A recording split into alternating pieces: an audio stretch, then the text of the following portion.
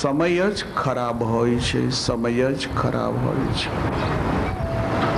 કોણ ખરાબ છે એ કહેવું બહુ મુશ્કેલ છે. ન તો પુરુષ જીવન ખરાબ છે, ન તો લેડીઝ જીવન ખરાબ છે. ખરાબ એ જ છે કે જે સમયમાં ભગવાન ભૂલાઈ જાય. પરમાત્મા જે સમયમાં ભૂલાય છે એ સમય જ આપણી સામે ખરાબ બને છે. કહ હનુમંત વિપતિ પ્રભુ સોઈ. કહ હનુમંત વિપતિ પ્રભુ કહ હનુમંત વિપતિ પ્રભુ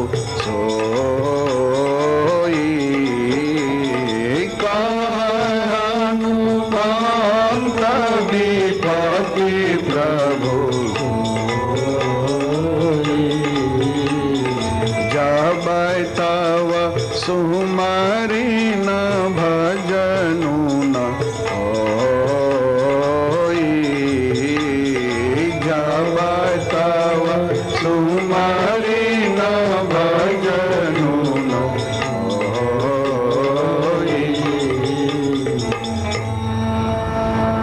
કહ હનુમંત વિપત્તિ પ્રભુ સોઈ. સ્ત્રી જીવન ખરાબ છે, પુરુષ જીવન ખરાબ છે એ નક્કી નહીં કરી શકાય. ન તો પુરુષ જીવન ખરાબ, ન તો સ્ત્રી જીવન ખરાબ. ખરાબ છે જે સમયમાં ભગવાન ભૂલી જવાય. જ્યારે જ્યારે માણસ ભગવાનને ભૂલી ગયો છે ત્યારે ત્યારે વ્યક્તિના જીવનમાં પછી હંકેલવા જતા હંકેલાણું નથી. એના જીવનમાં પછી સંકેલવાનો પ્રયાસ એને કર્યો છે પણ નથી સંકેલાણું. એનું જ સંકેલાય છે જેના જીવનમાં ભગવાન ભળેલા હોય છે. તો ભગવાન ગંગાજીને પાર કરશે. આ કથા બહુ સુંદર છે. આ કથાનું લેસન મેં તમને લખાવ્યું કે સ્ત્રી કે પુરુષ આ બંનેના જીવનમાં ખરાબ તો ભગવાન ભૂલાઈ જાય એ જ ખરાબી છે. બાકી તો પુરુષના જીવનમાં સંસ્કારી પત્ની એ સુખનું સાધન છે. પુરુષના જીવનમાં સંસ્કારી પતિ છે એ સુખનું સાધન છે. તો અબ સુનિએ ગંગાવતરણની કથા. શૃંગેરપુરમાં એક રાત્રિ પૂરી થઈ છે. ભગવાનને હવે ગંગા પાર જવું છે. ગુહુ મહારાજની ઈચ્છા હતી કે સરકારને મારા નાવમાં બેસાડીશ, હું ને મારી પત્ની બે જણા મેં નાવ હાંકશું, ભગવાનને ગંગાની સામે પાર લઈ જશું.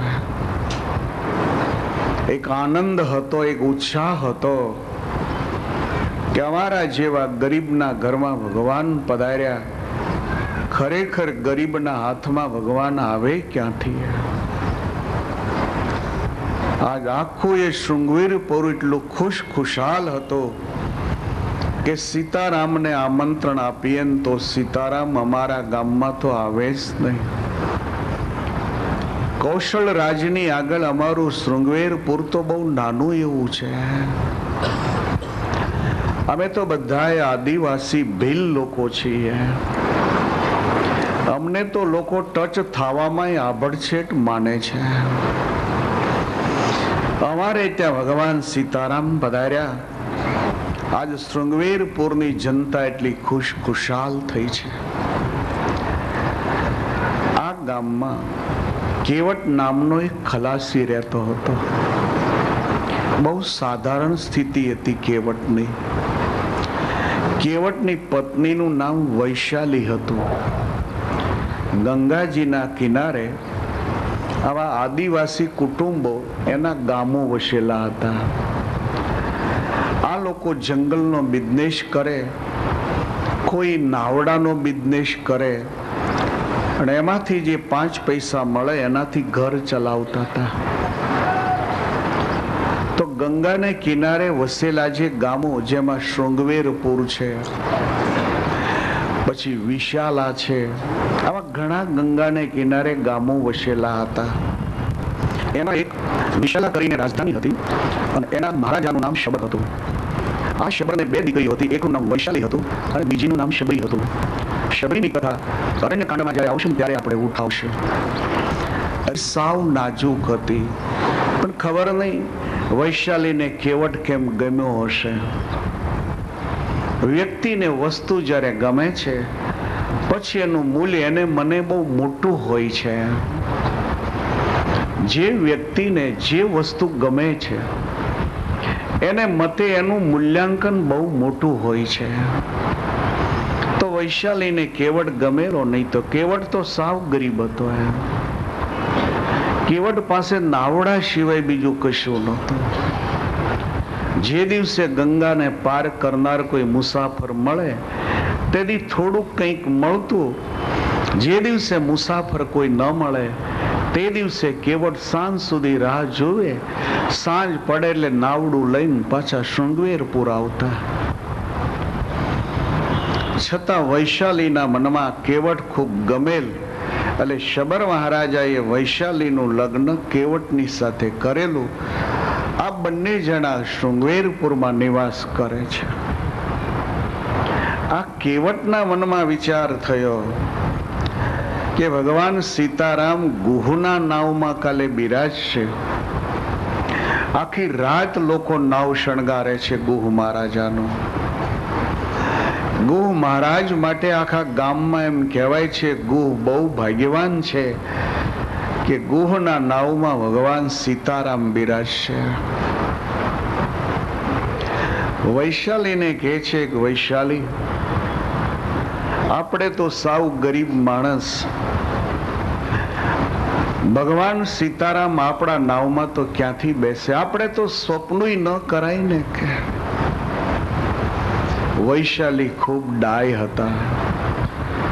આ ગંગાવતરણની કથા એમ કહેવા માંગે છે કે પુરુષોએ હંમેશા યાદ રાખવું કે હું મારી વાઈફના ભાગનું ખાતો નથી એની શી ખાતરી?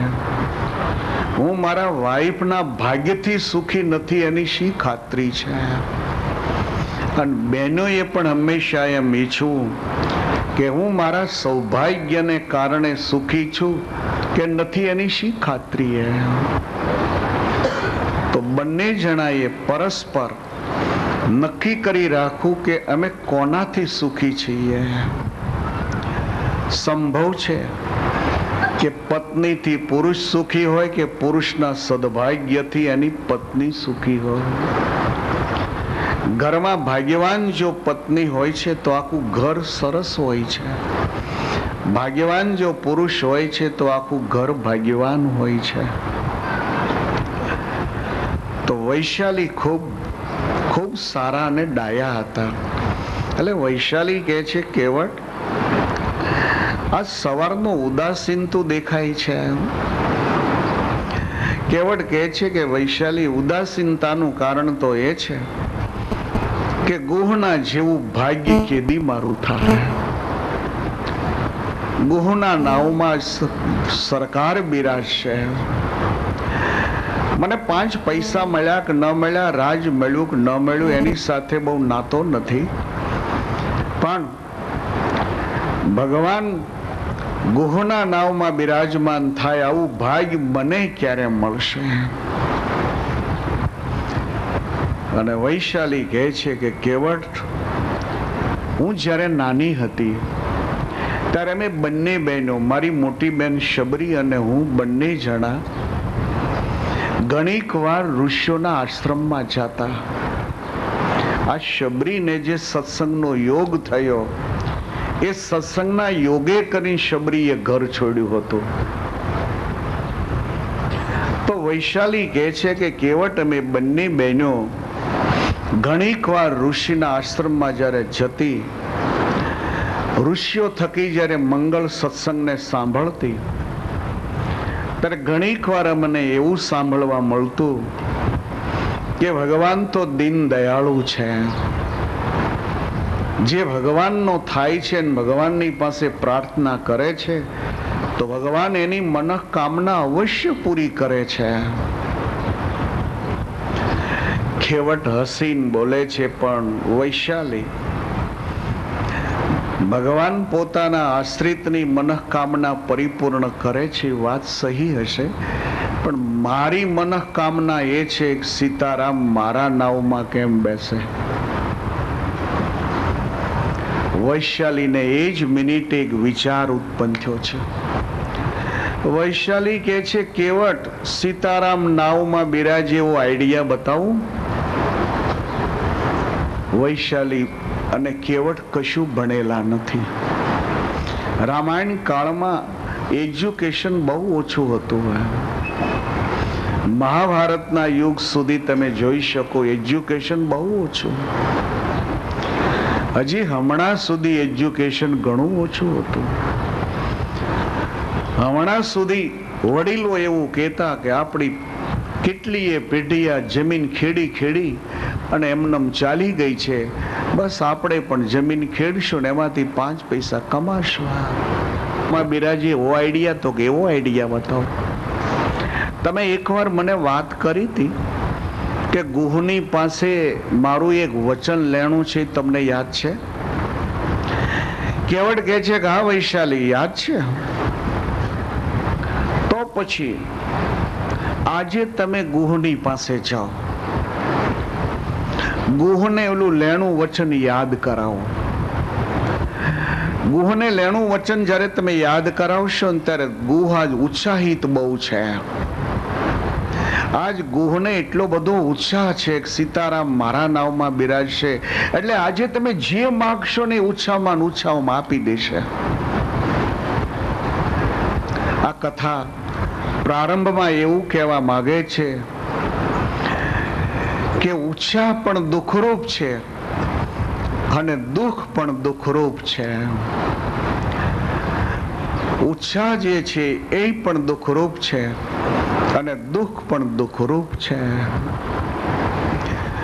આજ કેવટને એમ કહેવામાં આવે છે કે તમે જેને યાદ કરાવશો ને તો એ ઉત્સાહમાં ને ઉત્સાહમાં એમ કહેશે, કેવટ માગી લે. અને માગી લેવું જ્યારે કહે ત્યારે તમારે એ માગણી કરવાની કે આ સૂર્યોદયથી આરંભીને સૂર્યાસ્ત સુધી ગંગાજીમાં મારા સિવાય કોઈ ખલાસી નાવ ન હંકારે તો સીતારામ આપણા નાવમાં. કેવટ કહે છે કે સરસ આઈડિયા વૈશાલી, ફાઇન આઈડિયા તે શોધી આપ્યો છે. કેવટ ખુશ થતા થતા સીધા જ ગંગા કે તટ પર. ભગવાન સીતારામ હજી જાગ્યા નથી. થોડેક છેટે લખન અને ગુહ બે ચોકી પેરામાં રોકાયેલા છે. ગુહે કેવટને જોયા એટલે મનમાં એમ લાગ્યું કે કેવટ આવે છે, કદાચ મારું નાવ શણગારાય છે એના સારા સમાચાર આપવા માટે આવતો હશે.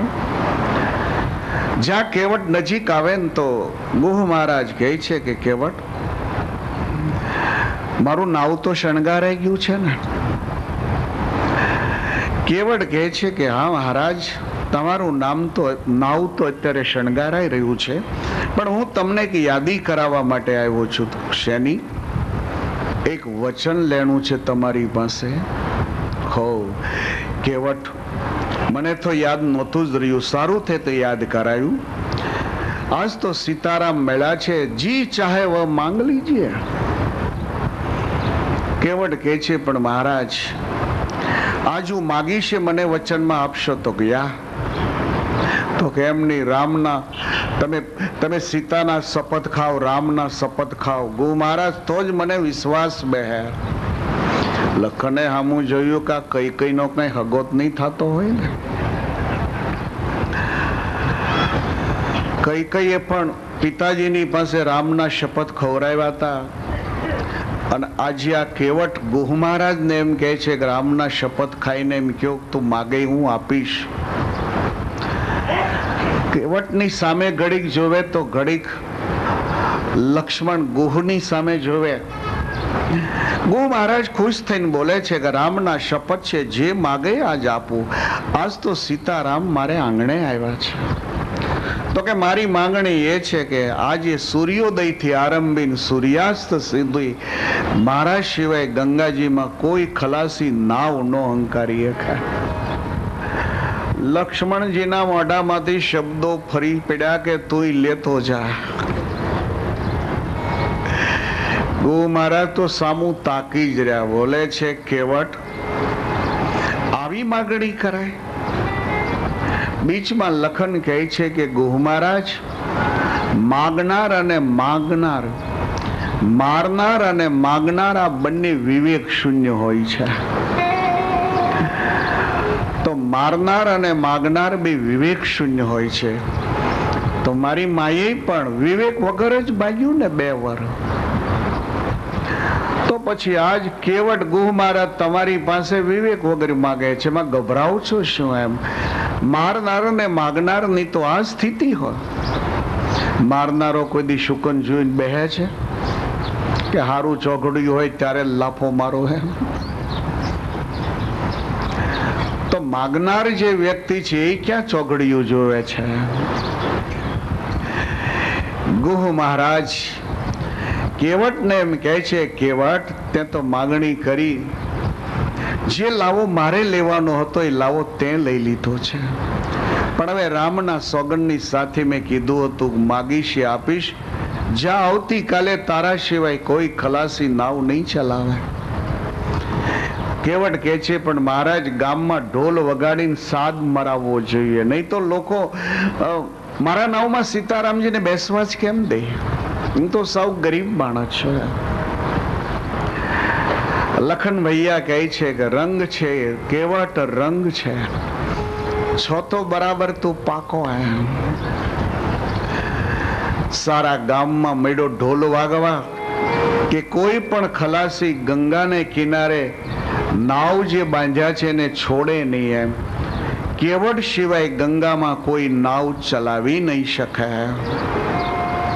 કેવટ ખુશ થતા થતા આપણે ઘર પર વૈશાલીને કહે છે કે વૈશાલી જલ્દી તૈયાર થા, જલ્દી તૈયાર થા, આપણે નાવ શણગારવા જઈએ.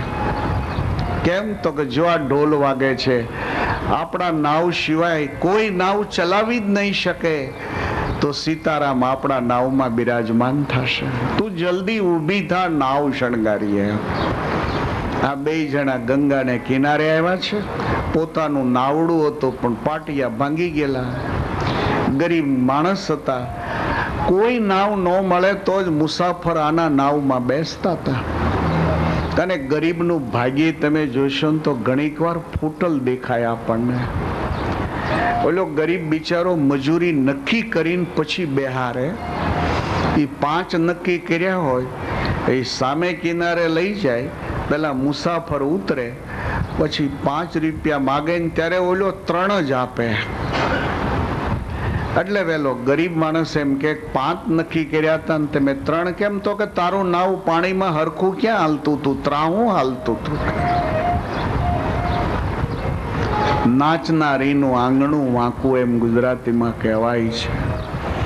ગરીબનું ભાગ્ય હંમેશા ગરીબ હોય છે. કેવટનું નાવડું ભાંગેલ તૂટલ હતું. 2 જણા આવ્યા છે, કાથીથી બરાબર મજબૂત બાંધ્યું છે. કેવટ કહે છે વૈશાલી પણ આ નાવને શેનાથી શણગારવું? આ સામે ગુહ મહારાજનું નાવ તો જો કેટલું ફાઇન શણગારેલું છે. વૈશાલી બહુ તૈયાર હતા. ગંગા તરણની કથા એમ ધ્યાન દોરે છે કે લેડીઝ અને જેન્ટ્સ એકબીજાના પૂરક જો બની જાય તો બહુ સારી રીતે આ સંસારને પાર કરી જાય છે. વૈશાલી કહે છે કેવટ ગભરાવાની કોઈ જરૂર નથી, નાવને શણગારવું છે ને તો કે આ એક કામ કર, આ ગંગાજીના કિનારા ઉપર ઘણી સરસ કેળો ખીલેલી છે, તો કેળના 4-5 થાંભલા કાપી આય.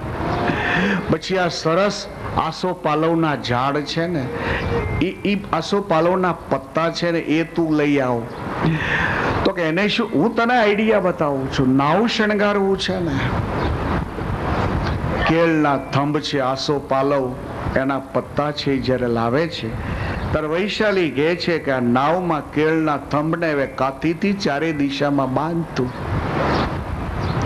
કેવટ કહે છે પણ વૈશાલી ગુહ મહારાજનું નાવ તો જો કેટલું સરસ સારા સારા તોરણો એનાથી શણગારેલું છે. વૈશાલી કહે છે કે કેવટ, ભગવાન સીતારામ તપસ્વીના વેશમાં છે. તપસ્વીના વેશમાં સીતારામ જ્યારે નાવમાં પધારતા હોય ત્યારે તપસ્વીને શોભે એ રીતે નાવ શણગારવું જોઈએ. સીતારામ રાજાના વેશમાં જો આવ્યા હોત તો તોરણથી શણગારત. તપસ્વીના વેશમાં આવ્યા છે એટલે તો આ કેળના થંભ છે, આસો પાલવના પાન છે, એનાથી શણગારાય. આ મેચિંગ થાય. કેવટ ખુશ થઈ ગયો. સરસ આઈડિયા છે વૈશાલી, તારી બુદ્ધિ બહુ ફાઇન છે. ત્યારથી આપણી સંસ્કૃતિમાં કેળને અગ્રસ્થાન મળે છે. હર કોઈ પવિત્ર કાર્ય જ્યારે શરૂ કરવું હોય ત્યારે કેળનો થંભ રોપવામાં આવે છે. આસો પાલવના પત્તાનું તોરણ બાંધવામાં આવે છે. ગમે એટલી લાઇટની રોશની તમે બાંધી હશે, છેવટે એની ઉપર આસો પાલવના પત્તાનું તોરણ બાંધવામાં આવે છે. એક ગરીબ, એક પવિત્ર માણસને હાથે ભગવાન સીતારામજીના નાવને જેનાથી શણગાર્યું એ કાયમને માટે મંગળતાને પામી જાય છે. એ કાયમ માટે મંગળતાને પામી ગયા છે. નાવને તો સરસ શણગાર્યું. કેવટ કહે છે કે વૈશાલી, નાવ તો શણગાર્યું પણ હવે સીતારામને બેહારશું શેના ઉપર? આ ગુહના નાવમાં તો જો એક હાથની મેટ્રેસ છે, એની ઉપર ફાઇન ચાદર છે. આપણે તો હાવ ગરીબ માણસ છીએ. ઘરમાં ખાલી એક જ ગોદડી છે. શિયાળાની રાતમાં તો જે વેલો એ પેલો. આ દિશા આપણી છે. તો બેસાડશું શેના ઉપર? વૈશાલી કહે છે કેવટ, ચિંતા નહીં કર, હું તને એક સરસ આઈડિયા બતાવું. આ ગંગાજીને કિનારે દાભડો બહુ સરસ ઉગેલો છે. દાંતડું લઈને બે ભારા કાપ્યા થોડા. પણ વૈશાલી, દર્ભને તું લઈ આવ એટલે હું તને આનો આઈડિયા બતાવું. અને દર્ભ જ્યારે કેવટ લાવે છે ત્યારે એક હાથ ઊંચી દર્ભની શૈયા બિછાવી દીધી છે. કેવટ ભગવાન તપસ્વીના વેશમાં છે એટલે એને ગલીચો જો પાથરવામાં આવે ને તો એ કઢાવી નાખશે, ગલીચા ઉપર નહીં બેસે. તે સાંભળ્યું નથી કેવટ કે સાંજે ગુહ મહારાજ ઇંગોરિયાના ઝાડની નીચે સીતારામજીને જ્યારે સૂવું હતું ત્યારે ગુહ મહારાજે ગલીચા મગાવ્યા હતા. સીતારામે મના કરી હતી, ગલીચાની ઉપર હું શયન નહીં કરું એમ. તો સીતારામ આખી રાત્રિ તુણ છાદડી ઉપર પડ્યા હતા. તો તપસ્વીના વેશમાં પ્રભુ છે એટલે નાવમાં ગલીચો નહીં, મેટ્રેસ નહીં, દર્ભની શૈયા ઉપર ભગવાન બિરાજશે. કેવટ ખુશ થાય આપણી ઉપર. કેવટને એમ લાગ્યું ધન્ય હોવ, ધન્ય હોવ. વૈશાલીની સાથે લગ્ન થતા હું જગત જીતી ગયો, જગત જીતી ગયો. મને કેટલા સરસ આઈડિયા આપ્યા એણે. ઉપર સરસ ગુલાબની પાંખડીની એક ચાદર બિછાવી દીધી છે. નાવ તૈયાર થઈ ચૂક્યું. કેવટ કહે છે વૈશાલી, નાવ તો સરસ તૈયાર થઈ ગયું છે. સીતારામ આપણા નાવમાં બિરાજશે હવે. પણ એક ઈચ્છા છે તો બોલી નાખો. મેં ઋષિઓ પાસેથી એવું સાંભળ્યું હતું કે ભગવાન જ્યારે પ્રગટ બિરાજતા હોય છે ત્યારે જીવાત્મા જે સંકલ્પ કરે સંકલ્પો જીવાત્માના પૂરા થતા હોય છે. અત્યારે ભગવાન મનુષ્ય શરીરે પ્રગટ બિરાજે છે અને એ પ્રભુ આજ આપણા ગામમાં બિરાજે છે. તો પછી મનુષ્ય શરીરે બિરાજતા ભગવાનની સામે તો જે સંકલ્પ કરીએ પૂરા થાય છે. ભગવાન સ્વામિનારાયણે પહેલા વચનામૃતમાં ધ્યાન દોર્યું. સ્વામિનારાયણ સંપ્રદાયના જે આશ્રિતો હશે એને પહેલા વચનામૃતનો બરાબર ખ્યાલ હશે. ભગવાન સ્વામિનારાયણ પહેલા વચનામૃતમાં ધ્યાન દોરે છે. પ્રથમ સતયુગમાં કલ્પ વૃક્ષ અને ચિંતામણી હતા.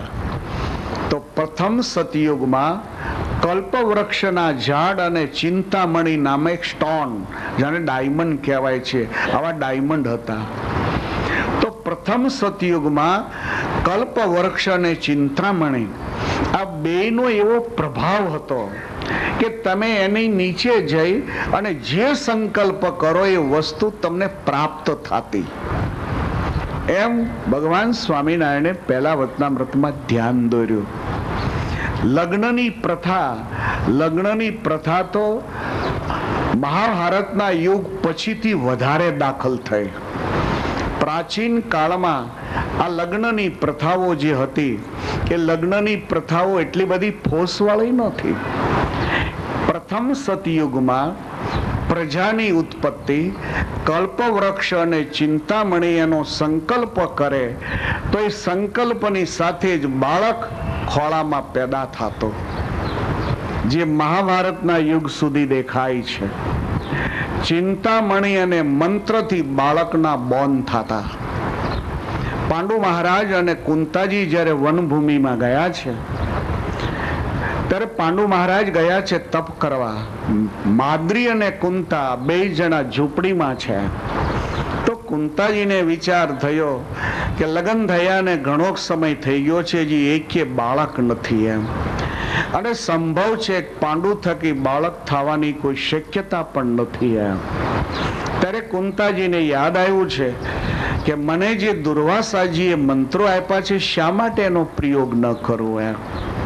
તો એક મંત્રનો પ્રયોગ તો કુમારી અવસ્થામાં એને કરી નાખ્યો હતો.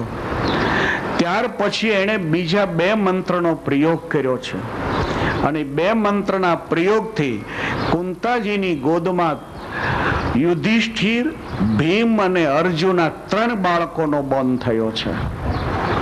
અને આ બાળકો જ્યારે જોયા ત્યારે માદ્રીને એમ લાગ્યું કે મારે પણ એકે બાળક નથી એમ, અને મહારાજા થકી બાળક થાય એવી કોઈ શક્યતા પણ નથી એમ. તો બેન, એક મંત્ર તારી પાસે બચ્યો છે, એ જો મને તું આપ તો મારો પણ ખોળો ખૂંદનાર મને મળે. મારો ખોળો ખાલી રહે છે એટલે મને પણ મનમાં એમ થયા કરે કે મારે એક શેર માટી જો મળી જાય તો હું બહુ સુખી થઈ જવા. કુંતાજી અશ્વની કુમારનો જે મંત્ર હતો એ માદ્રીને લઈને આપ્યો, અને માદ્રીએ આચમન કરી અને અશ્વની કુમારના મંત્રનો પાઠ કરે છે તો 2 બાળકો માદ્રીના ખોળામાં થયા છે, જેને 5 પાંડવ કહેવામાં આવે છે. આ 5 પાંડવનો બોન ઈશ્વરની પ્રકૃતિનો જે નિયમ છે એ પ્રમાણે નથી થયા. તો પછી ધૃતરાષ્ટ્ર અને પાંડુ આ બંનેના જે બોન થયા છે એ ઈશ્વરના નિયમ પ્રમાણે ક્યાં થયા છે? ધૃતરાષ્ટ્ર અને પાંડુ જે છે આ બંનેની માતાઓ તો વિધવા છે. અંબાલિકા અને અંબિકા આ બંને તો વિધુર માતાઓ હતી. સત્યવતીના કાંધ ઉપર આખા હસ્તિનાપુરની જવાબદારી આવી એટલે સત્યવતીને એમ થયું કે મારા 2 દીકરા તો ભગવાનને પ્યારા થઈ ગયા, એને કોઈ બચ્ચું નથી એમ, એની રાણીઓને ત્યાં કોઈ બાળક નથી એમ. તો પછી હવે હસ્તિનાપુરનો વારસદાર કોણ થશે? એટલે ભગવાન વ્યાસ, જે કુમારી અવસ્થામાં સત્યવતીને ત્યાં જન્મેલા હતા, જેને ભગવાન વ્યાસ કહેવામાં આવે છે, આ ભગવાન વ્યાસને યાદ કર્યા છે અને કહે છે કે બેટે, બસ મારે આ બંને તારી જે ભાભીઓ છે એને ખોળે એક દીકરો જોઈએ. ભગવાન વ્યાસ કહે છે કે માં, બધી વાત જવા દે, હવે તો હાથમાં માળા લઈને ભગવાનનું ભજન કર. તો નહીં બેટા, હસ્તિનાપુરની ગાદીનો મારે વારસદાર જોઈએ છીએ. અને મહાભારત એમ કહે છે કે એ ટાઈમે ભગવાન વ્યાસે સત્યવતી માને એમ કીધું છે કે તો પછી મારી 2 ભાભીઓને ક્રમે ક્રમે તમે મારા કમરામાં મોકલો. હું મારી દ્રષ્ટિથી એને જ્યારે હું નિહાળીશ ત્યારે એ પુત્રવતી થશે. પણ ભલામણ કરી છે કે નિર્વસ્ત્ર એ આવે. તો પહેલી જ્યારે રાણી ગઈ છે પણ એ ગભરાણી છે એટલે આખા શરીર ઉપર ચંદન લગાડીને ગઈ છે. ભગવાન વ્યાસે દ્રષ્ટિથી જ્યારે એની ઉપર નિરીક્ષણ કર્યું છે એ જ મિનિટે એના પેટમાં બાળક પોસાવું શરૂ થયું છે. ક્લોનિંગ પદ્ધતિ આમાં હું કરવાની છે?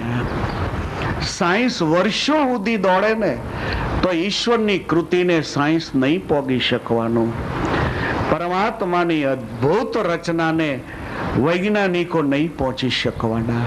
આટલા વર્ષોથી વૈજ્ઞાનિકો મથે છે ત્યારે હજી આઈને બરાબર સમજીએ ક્યાં, પણ હજી આઈ બનાવી નથી શકતા. એમ મને એક બહુ સારો સાયન્ટિસ્ટ આપણો ઇન્ડિયન મળ્યો હતો. મોટી ઉંમર હતી એની, તો નહીં તો 70 આસપાસ ઉંમર હશે. એક નામાંકિત સાયન્ટિસ્ટ વર્ષો પહેલા અમેરિકાએ સ્પેશિયલ સ્પોન્સર કરી પોતાને ખર્ચે એને અમેરિકા બોલાવેલ, અને એને ઘણી બધી પ્રોમિસ આપેલી, એને ઘણી બધી ડિમાન્ડો આપેલી, ઘણી બધી વાતો કરેલી, તમે અહીંયા રોકાઓ, તમે કહેશો એ પ્રમાણે અમે ઓફર કરીએ તમને. પણ એને ઈચ્છા હતી કે મારે અહીંયા અમેરિકા રહેવું નથી, ઇન્ડિયા પાછા આવેલા. ત્યાર પછી સાઉથ આફ્રિકા ગયેલા, અને ત્યાર પછી અત્યારે અમેરિકામાં છે. સંજોગો વશાત મારે એને ત્યાં જવાનું બન્યું, એટલે મેં બે હાવ ફ્રી બેઠા હતા. મને જ્યારે જાણવા મળ્યું કે આ બહુ મોટો સાયન્ટિસ્ટ છે, મને એને એક વાત કરી. મને કે સ્વામી, આ પેપ્સી નામનું જે પીણું છે એનો રિસર્ચર કોણ છે ખ્યાલ છે તમને? મેં તો ના, હું નહીં જાણતો. તો મને કે એનો સંશોધક હું છું. એટલે હું તો એની સામે તાકી રહ્યો કે આ પેપ્સી પીણું જે છે એના સંશોધક આપ છો? મને કે આપને સરપ્રાઈઝ થાય છે ને? થાય જ ને. પણ આટલું જે પીણું વિશ્વની અંદર અત્યારે ફેલાયેલું પીણું છે એના સંશોધક આપજો હો, તો પછી તમને રોયલ્ટી કેટલી બધી મળતી હોય, તો પછી તમે અહીંયા શું આ ઢીબરા શેકો છો?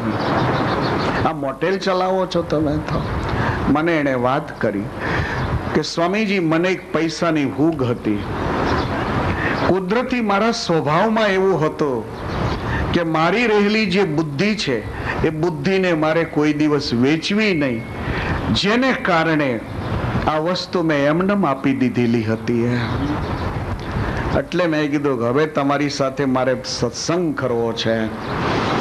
મેં કીધું આ ડીએન ની જે વાત કરે છે, આ ક્લોનિંગ ની જે વાત કહેવામાં આવે છે, એ ડીએનએ જે કહેવાય છે એ બારામાં આપનું શું માનવું છે?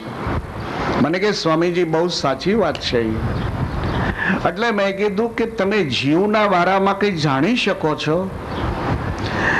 તો મને કહે છે કે અમે ઘણા વખત એના પ્રયોગો કર્યા છે, અમે એ ડીએનએ બનાવી શકીએ છીએ. સાયન્સ બનાવી શકે છે. એને અમુક કેમિકલ્સના બધા નામ આપ્યા, મને તો યાદ બી ન રહ્યા. તો મને કહે છે કે અમે એવું બનાવી શકીએ. અને હજી સ્વામીજી, અમે માણસનો હાથ કપાઈ જશે તો કોઈ પણ બોડીમાંથી એનો ડીએનએ શોધીને અમે મૂકશું તો હાથ ઉગાડીશું પાછા. અમેરિકામાં માથા ઉપર પગ ઉગાડવાની પ્રક્રિયા અત્યારે ચાલુ છે. કમાલ છે.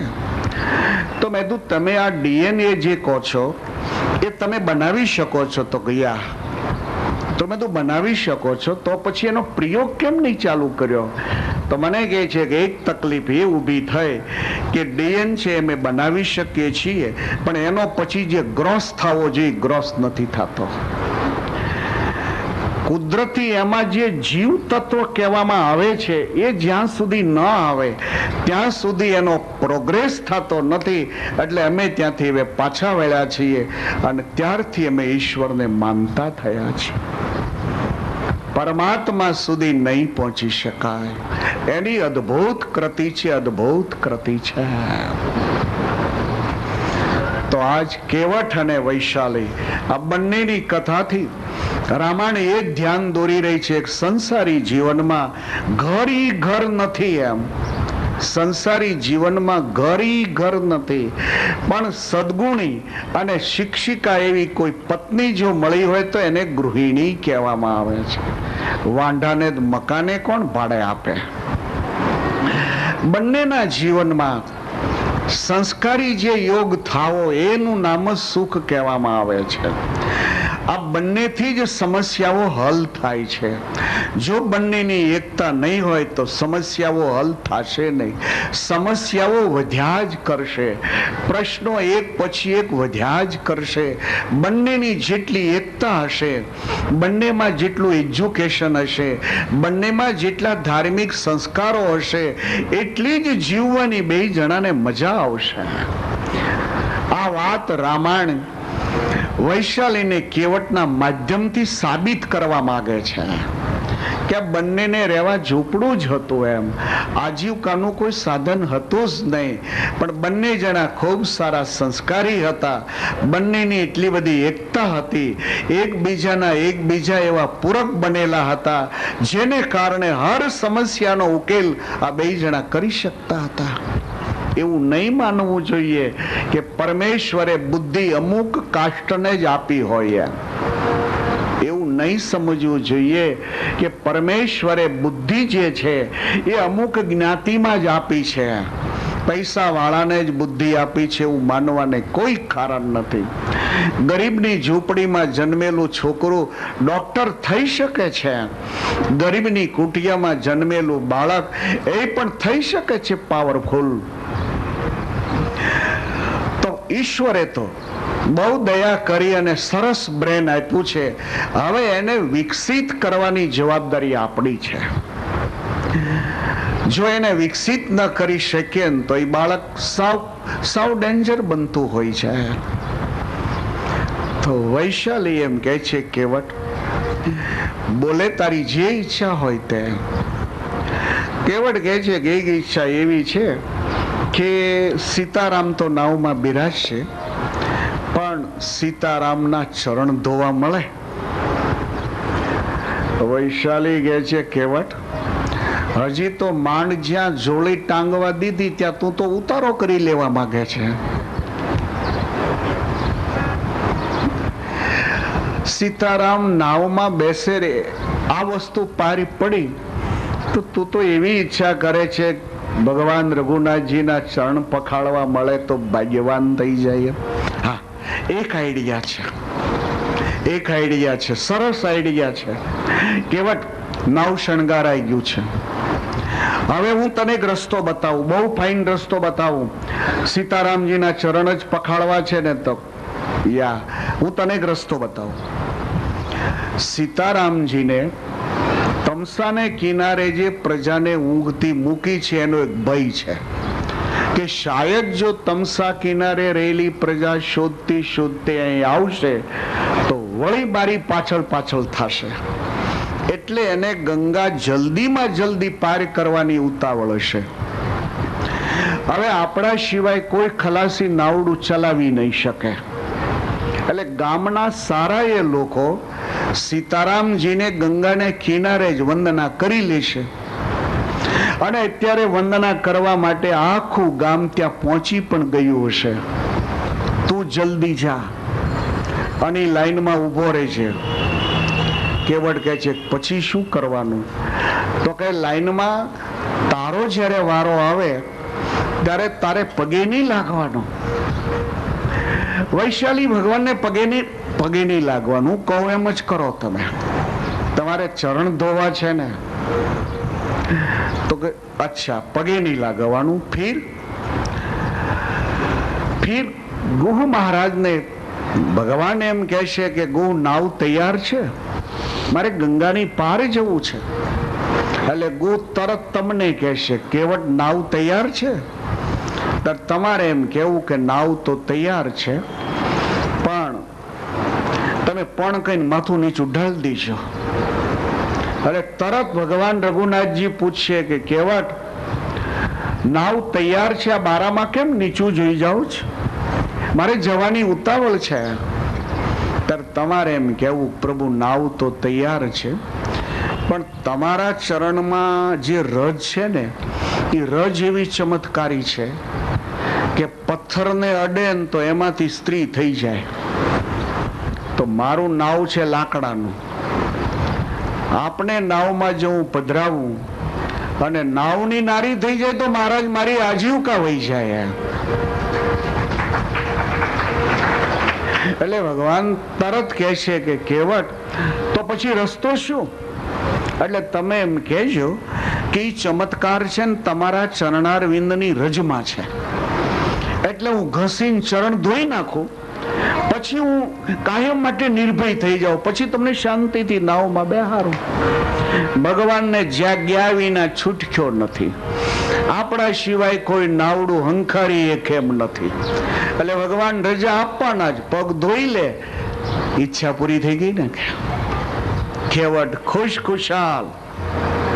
કેવટ નાચતા નાચતા ગયા ગંગાના કિનારે. ત્યાં તો કેટલાય ગામવાસીઓની લાન ઉભેલી, એક પછી એક સૌ વંદના કરે છે.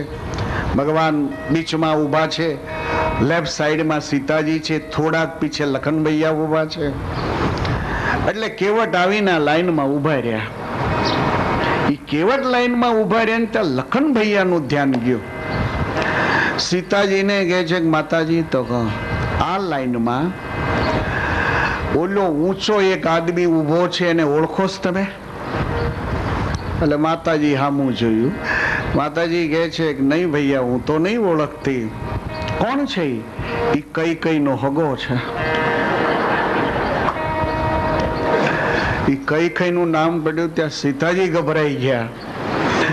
સીતાજી બોલે છે પણ ભૈયા, આ બધાય ખલાસીઓ તો હાથ જોડી જોડીને ઊભા છે, અને તો હાથે બી નહીં જોડતો. લખન કહે છે કે હાથ નહીં જોડે, આપણને હાથ જોડાવશે. એ રાતે 1 વાગે આવ્યો તો એ ગુહની પાસેથી વચન લઈ ગયો છે કે મારા સિવાય ગંગામાં કોઈ ખલાસી નાવ ન અંકારી શકે. આપણે એના નાવમાં બેસવાનું ધ્યાન રાખજો બરાબર. લખનને થયું કે માતાજી ગભરાઈ ગયા છે, ચિંતા ન કરશો, પણ ધ્યાન તો બરાબર રાખજો છે. એક પછી ખલાસીઓ વંદના કરી કઈને આગળ ખસે છે. હવે કેવટનો વારો આવ્યો. કેવટે વંદના ન કરી. કેવટ એમને ઉભા રહ્યા. પરમાત્માને લાગ્યું કે દર્શનાર્થીઓની લાઈન પૂરી થઈ ગઈ છે. એટલે ગુહને કહે છે, ગુ માગી નાવન કેવટો આના કેવટો કહે હું તુમારા મરમુ મૈ જાનાય. કહે હું તુમારા મરમુ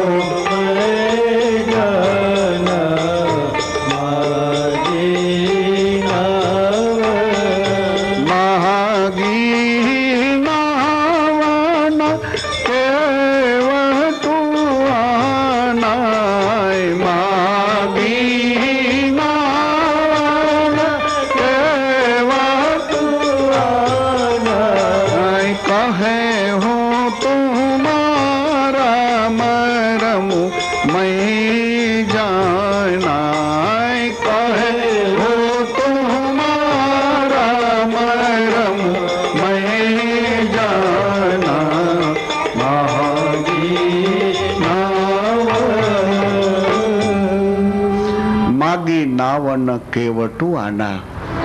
ભગવાન ગોહને કહે છે, ગો નાવ તો તૈયાર છે ને ભૈયા. એટલે ગો મહારાજ તરત કેવટની સામે જોઈને કહે છે, કેવટ નાવ તૈયાર છે ને? એટલે કેવટ કહે છે કે નાવ તો પ્રભુ તૈયાર છે, પણ ભગવાન કહે છે કે પણ કઈને કેમ માથું નીચું કર્યું?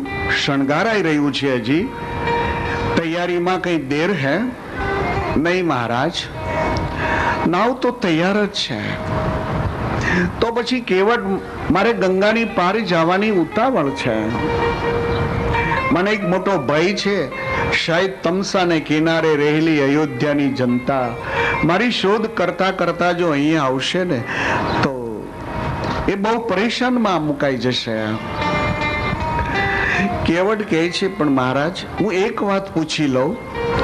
આપ વિશ્વામિત્રના યજ્ઞને સમાપ્ત કરી અને મિથિલા તરફ જ્યારે પ્રયાણ કર્યું હતું ત્યારે સિદ્ધાશ્રમમાં પધાર્યા હતા? તો ગયા. આ સિદ્ધાશ્રમમાં ગૌતમજીનો આશ્રમ હતો. યા લખન કહે છે કે માતાજી આ કથા જુઓ, તમને ખબર છે આ હમણાં જ નાટક નવું કઈક લાવવાનો છે. ભગવાન કહે છે કે આ સિદ્ધાશ્રમમાં તો ગૌતમજીનો આશ્રમ હતો. અચ્છા, આપ ગૌતમજીના આશ્રમમાં પધાર્યા હતા? તો હા. ત્યાં એક શિલા પડી હતી? તો હા. શિલાને આપના ચરણારવિંદનો આપે સ્પર્શ કરાયો હતો? તો હા. પછી શું થયું તું? લખન કહે છે કે માતાજી એને જો કોથળામાંથી પાંચેરી કાઢી.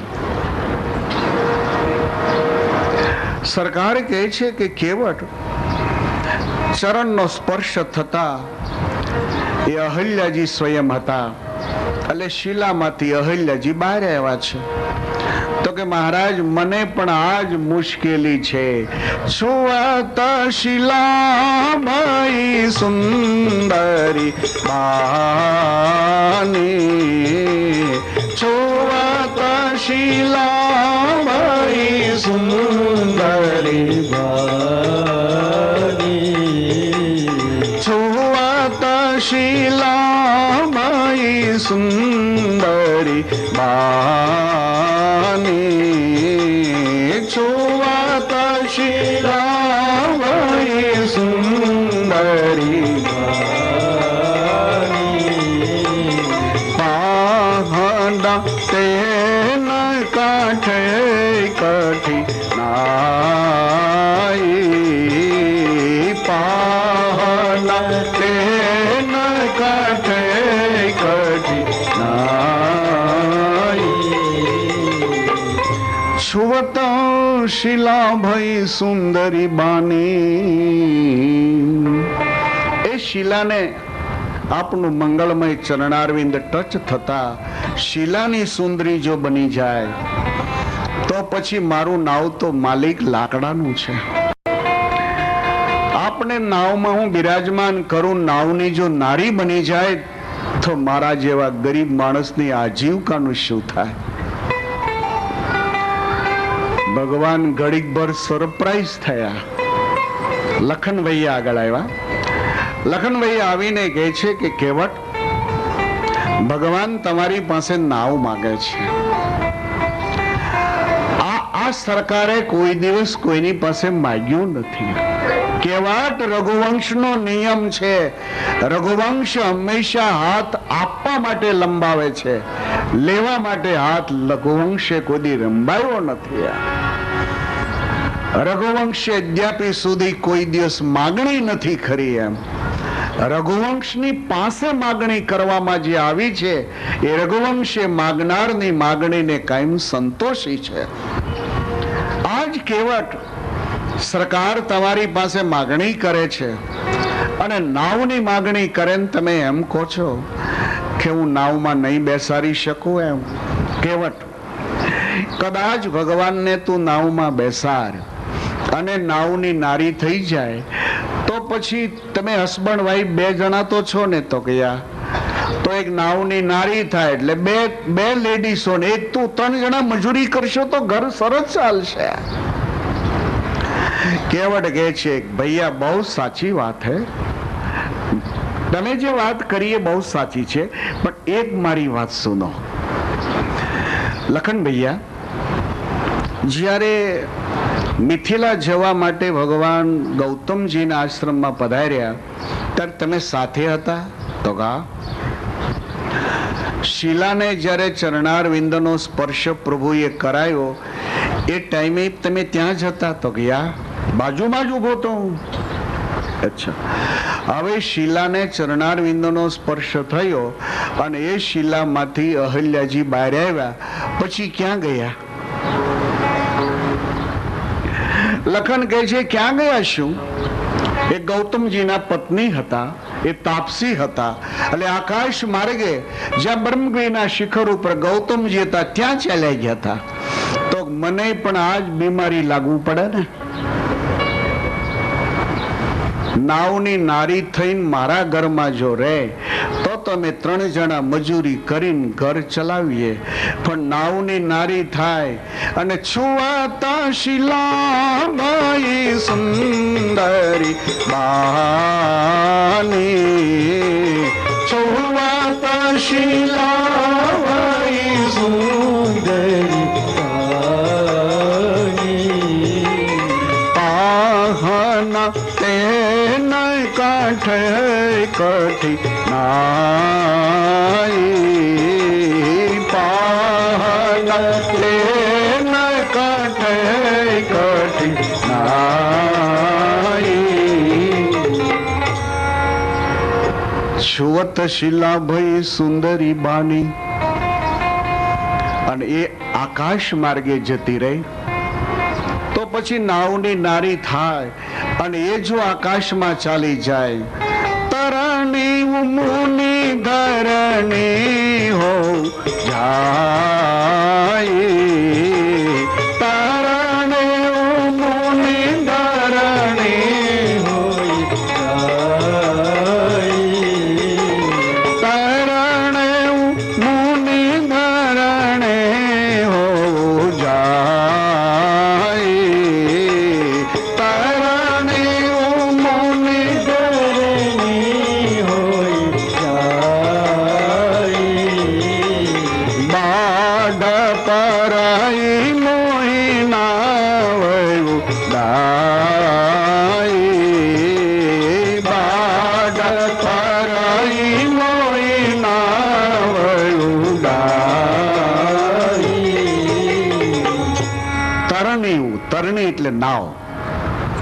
ભગવાનને હું નાવમાં બેસાડું ને એની નારી થઈ જાય લખનભૈયા, અને મારી સાથે રહે તો અમે 3 જણા મજૂરી કરીને ઘર ચલાવીએ. પણ તમે તો એવું કહો છો કે પ્રભુના ચરણનો સ્પર્શ થતા જે સુંદરી થઈ હતી આકાશમાં ચાલી ગઈ હતી, એમ આ નાવની નારી બનેની આકાશ માર્ગે જો વહી જાય તો મારા જેવા ગરીબ માણસની આજીવિકા તૂટી જાય. આ સિવાય મારી આજીવિકાનું કોઈ સાધન નથી. લખનભૈયાને લાગ્યું, ઓ માય ગોડ, આ માણસ કેટલો તૈયાર છે. ખરેખર પિતાજીએ મને વશિષ્ઠજીની યુનિવર્સિટીમાં ભણવા મોકલ્યો, એની કરતા અહીંયા શૃંગેરપુરમાં જો આની પાસે ભણવા મોકલ્યો હોત તો સારું હતું. રામાયણમાં લખનની વિકેટ કોઈ લઈ ગયો જ નથી. 7 કાંડમાં લખનની વિકેટ કોઈ લઈ શકે એમ નથી, પણ આ કેવટ એક મળ્યો હતો કે જેને લખનને બોલ્ડ કરી નાખ્યા હતા. લખનભૈયાને એમ લાગ્યું કે આપણે વચ્ચે નથી પડવું આમાં, વળી લખનભૈયા પીછે. ભગવાન રઘુનાથજી કહે છે, કેવટ, ખરેખર હું તને એમ કહું છું કે તારા નાવને કોઈ તકલીફ નહીં પડે, તું ચિંતા જરાય નહીં કરે. એમ સમય આ રીતે આગળ વધતો જાય છે, મારે જલ્દીથી ગંગા સામે પાર જવું છે. કેવટ બોલે છે, મહારાજ, મારે કોઈ ઉતરાઈ તો નથી જોતી, હું નાવમાં બેસાડીશ, આપણને સામે પાર લઈ જઈશ, મારે એક ભાડું નથી જોતું પૈસાનું, પણ મારા નાવની સલામતી તો પ્રભુ મારે જોઈએ ને. મારે ઉતરાઈ નથી જોતી, कोई किराया की इच्छा तो नहीं है, लेकिन सलामती तो चाहिए ने. ભગવાન કહે છે તો પછી કેવટ હવે સલામતી માટે શું કરવું જોઈએ? તો કે આપના ચરણ પખાળવા જોઈએ, આપના ચરણ પખાળવા જોઈએ. બસ હું ચરણને બરાબર ઘસીને ધોઈ નાખું એટલે ચમત્કારી જે રજ છે ને એ પાણીમાં જતી રહે, બસ પછી મય નિશંક બન જાઓ. ત્યારે ભગવાને લખનની સામે જોઈને સહેજ પ્રભુને હસવું આવ્યું. બીસે કરુણાને ચિતઈ જાનકી લખન ગોસ્વામી તુલસીદાસજી કહે છે ભગવાને લખનની સામે જોયું અને સહેજ પ્રભુ હસ્યા. સીતારામજી બહુ ઓછું હસે છે. ભગવાન રઘુનાથજી એનું રડવું ને એનું હસવું બહુ મર્યાદિત તમને જોવા મળશે. રામાયણમાં અમુક જ પ્રસંગો એવા દેખાય છે કે જે પ્રસંગે ભગવાન રેડ્યા છે અને જે પ્રસંગે ભગવાન હસ્યા છે. वो तो मर्यादा पुरुषोत्तम है. પણ કેવટે જયારે એમ કીધું કાનો એ જ રસ્તો છે કે આપણા ચરણને બરાબર હું ધોઈ નાખું, એટલે ઓલી ચમત્કારી રજ છે એ બધી જતી રહે, એટલે પછી મને કોઈ ચિંતા ન હોય. એટલે ભગવાન લખનની સામે જોઈને સેજ હસ્યા. બિહસે કરુણા ચિત જાનકી લખન તન. ભગવાન લખનની સામે જોઈને એટલે હસ્યા. લખનને એક યાદી અપાવી કે લખન તને યાદ છે જ્યારે આપણા મેરેજ થયા અને આપણે અયોધ્યામાં આવ્યા પછી પહેલો વહેલો હોળીનો તહેવાર આવ્યો. ઉત્તર પ્રદેશમાં હોળીનો બહુ મોટો ઉત્સવ મનાવવામાં આવે છે. આજે પણ ઉત્તર પ્રદેશમાં હોળીનો બહુ મોટો ઉત્સવ મનાવાય છે. હિન્દુ સનાતન ધર્મનો આ એક મોટો ઉત્સવ મનાય છે. તો ભગવાન કહે છે કે લખન આપણા મેરેજ થયા પછી હોળીનો તહેવાર જ્યારે આવ્યો ત્યારે આગલે દિવસે માતાજી આપણને બોલાવીને ચારે ભાઈઓને વાત એવી કરી કે આવતીકાલે તો હોળીનો તહેવાર છે. તો સીતા છે, શ્રુતકીર્તિ છે, માંડવી છે, ઉર્મિલા છે, તમે બધાએ રાજકુટુંબના સભ્યો કાલે હોળી મનાવજો. અને હોળીની અંદર જે જે ભાભીઓ હોય છે દિયરને બરાબર રંગતી હોય છે. જો તાકાતવાન લેડીઝ હોય તો દિયરને બરાબર રંગી નાખે, અને જો પુરુષ તાકાતવાન હોય તો પછી એ લેડીઝનો વારો પાડી દે બરાબર. લખન માએ વાત કરી કે આખો દિવસ આ રીતે હોળીનો તહેવાર મનાવવામાં આવશે. પછી સાંજે આપણા મહેલના ચોગાનમાં એક સરસ સભા થશે કે એમાં સારું એ રાજકુટુંબ ભેગું થશે. અને એ ટાઈમે એક નિયમ છે આપણા રઘુવંશમાં કે ચારે ભાભીઓ જે હોય છે એ બધી ચેર ઉપર બેઠી હોય અને પછી દિયરો એની પાસે આવે છે અને ગોઠ માગતા હોય છે. અને એ ટાઈમે જે કઈ ગોઠમાં માગે એ ભાભી એને આપે છે. તો લખન તને ખ્યાલ હશે કે આપણને ભલામણ કરી હતી કે કાલે તો તમારે હોળીનો તહેવાર મનાવવાનો છે. અને ત્યાર પછી સીતાને ઉર્મિલા બોલાવીને ભલામણ કરી હતી કે ઉત્સવ પૂરો થયા પછીથી દિયરો જ્યારે ગોઠ માગવા આવે ત્યારે જે માગે તમારે આપવાનું છે. સુમંતને આદેશ કરવામાં આવ્યો હતો કે જ્યારે માગવામાં આવે એ જે માગે એ આ રાજકુમારીઓ આપી શકે એવી વ્યવસ્થા તમારે કરી આપવાની છે. એટલે લખન તને ખ્યાલ છે ને આખો દિવસ આપણે હોળીનો ઉત્સવ મનાવ્યો અને ત્યાર પછી સાંજે એક સભા થઈ અને એ સભામાં સીતા છે, ઉર્મિલા છે, માંડવી, શ્રુતકીર્તિ એ બધા લાઈનસર બેઠા. આખું રાજકુટુંબ બધું વ્યવસ્થિત રીતે ગોઠવાઈ ગયું. સામે ચાઈડમાં આપણે ચારે ભાઈઓ બેઠા હતા. એ ટાઈમે બાપુજી આપણને આદેશ કર્યો કે હવે દિયરો જે હોય એ ભાભીની પાસે ગોઠ માગે એમ, અને જી ચાહે વહ માંગ લેના. અને ચારેયને આદેશ આપ્યો માતાજીએ કે જે દિયર માગે તમે આપજો, હોશે હોશે આપજો. આ પરિસ્થિતિ જયારે સર્જાણી ત્યારે ભગવાન તો ઉભા થઈને મેલે જતા રહેલા. એટલે ભરતજીનો પેલા વારો, ભરતજી સૌથી મોટા એટલે આવ્યા. એટલે સીતાજી એ સૌથી મોટા રહ્યા એટલે એને વંદના કરી. એટલે સીતાજી કહે છે દિયર માગવા જે માગો એ આપો. એટલે ભરતજી એમ કહે છે મારી ઉપર રાજી જો થયા હો તો ભગવાન રઘુનાથજીના ચરણાર વિંદનો ભમરો બનીને કાયમ રહો. ભગવાનના ચરણાર વિંદમાં મારું મન સદાને માટે ડૂબેલું રહો, બસ એ જ મારી માગણી છે.